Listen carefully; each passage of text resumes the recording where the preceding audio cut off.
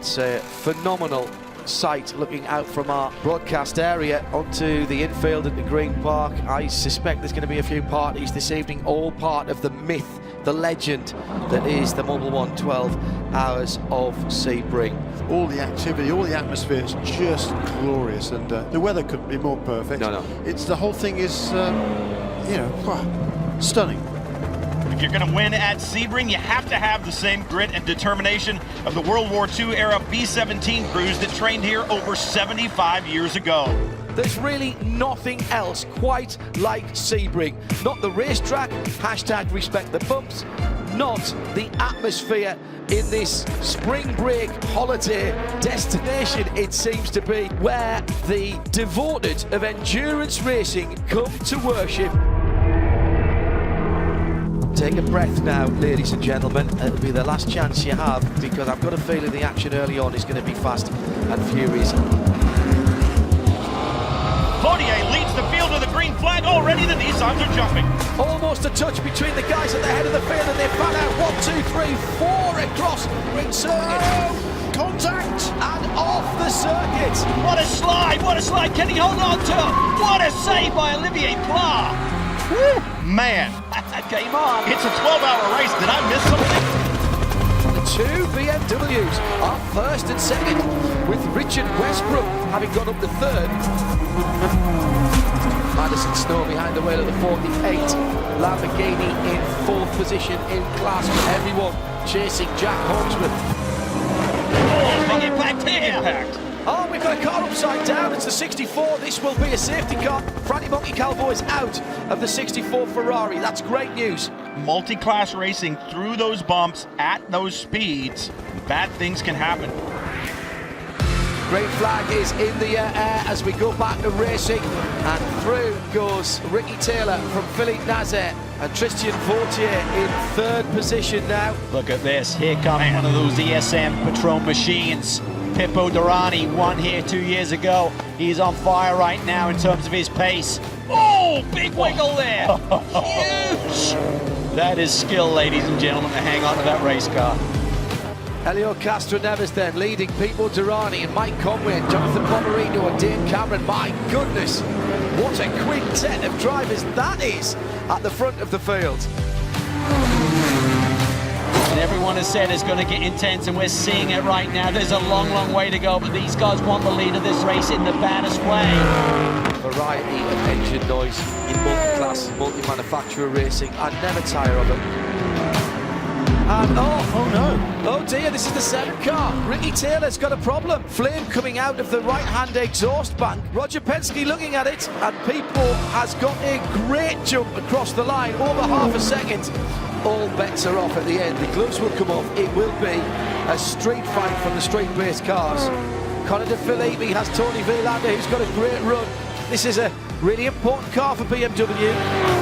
Montoya has come alive in the last couple of laps, because Philippe Nazet and Renke van der Zande are right with him now. Oh, look at that. Cadillac down the inside. Yeah, and look who's gone around. Villander has gone around De Philippi in the BMW. He might have a chance. He does have a chance. He's taken the chance and gone through. That's magnificent stuff. Side by side for the lead, and the lead has just changed. Oh, big bump on the inside. Oh yeah. Yeah, he tried to tuck it and just got really loose, and that drove her correct. Oh, and here's a problem. And Juan Montoya has pulled off the circuit. Shadows lengthening. Sun will be in the eyes of the drivers as they head down the back straight towards the braking point in a very bumpy turn 17. Just the intensity is just going to continue to ramp up as the clock dwindles down. Mazda leads over the Cadillac of Conway. Tignal is feeling it though. You can see the rhythm that he's got cutting through the traffic. He's really on it right now. GTD Aschenbach by just on a second. 93 Acura leads from the 48. All that hard work has put that car back on the grid. It started dead last, and it's 1.7 seconds ahead of the rest of the GTD field. Down the inside to turn 1, here's the move. Nico Lapierre pulls out of the slipstream, gets side by side. They've got to play fair here, and they do give each other racing room. This is awesome, putting it all on the line with still over 3 hours to go. None of these cars looking pristine now. They bear the scars. What a race this has been. Finally, LaPierre gets it done as they head into turn 17. Full dark here now, and the master of Jonathan Bomarino leads the number 55 car. Look at this. Maybe he got to the inside, Tommy. Pele has got by Tony Verlander as they go down into turn 1. It's the 911 Porsche.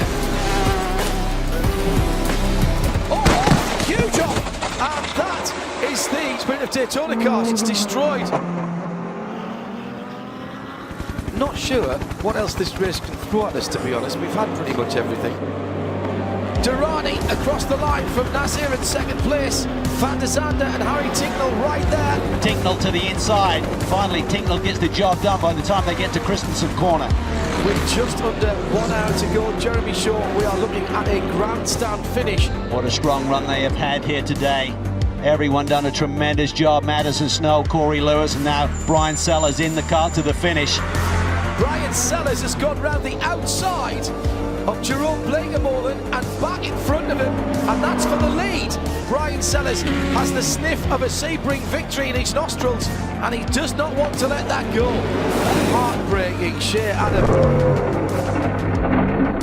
But what looked like a win for Mazda now looks like a clutch issue. A little issue like that has dropped them well back. How close can it be? Just that close. Whoa! And Mises gone wide, and here comes Balzan. He's just off the brake in the middle of the corner and goes through. Super move! There he goes. Inside. He's in. Sweet. That was nice. He has found his way past Jerome Blankemolen in turn 1 that last lap. Nick Tandy has run an unbelievable stint, and he is just wringing the neck of this 911 Porsche to hold Alexander Sims at bay. For Pippo Durrani, every time you see that fire come out of the exhaust pipe, it's another upshift. But it's Pippo Durrani who's been given the honour to bring it home. And the 2018 Mobil 1 12 Hours of Sebring, presented by Advanced Auto Parts, goes to the 22 of ESM in GTs. It'll be a Porsche and a Lamborghini. GT Le Mans goes to 911. Nick Tandy brings Porsche another victory at Sebring. Lamborghini looking for 2 endurance victories in a row in 2018. And for Brian Sellers and his teammates, Madison Snow, Corey Lewis, they win at Sebring.